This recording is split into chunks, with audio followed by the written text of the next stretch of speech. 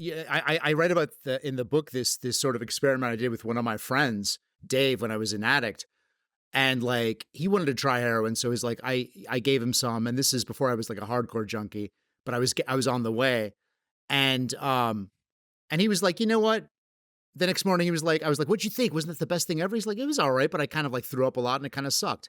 And so I did this experiment. The next time we did it, I had him while he was on it. I had him write down in a notebook how he was feeling when he was on it.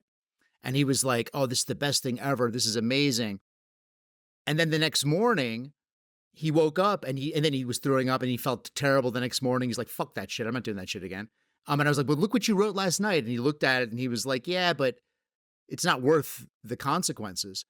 And what I realized then is that that's why I call it a memory disease. It's like some people like Dave, they do the drug, they understand the feeling, but they put it in the context of their rest of their lives. And like, they're just like, hey, it's, you know, it's all right, but it's just not worth the trade-off. Whereas for someone like me, all I can remember is what it was like when I was on Yeah. it. All I can remember. And like, to this day, and I've been clean for 22 years, to this day, it's important for me to use artificial means of keeping the memory of the reality of addiction alive. That's why I go to meetings, so I can hear people who are coming off the streets and shit talk about their experiences. Because if I close my eyes and just think about drugs, what I think about still is that phantom first time. You know what I'm saying? Mm. And that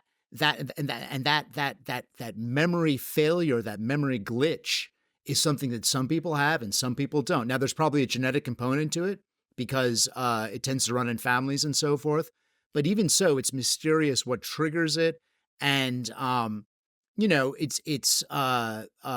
most people will do even extremely hard drugs and never have a problem. Like you described your own experience. That's the case for most people.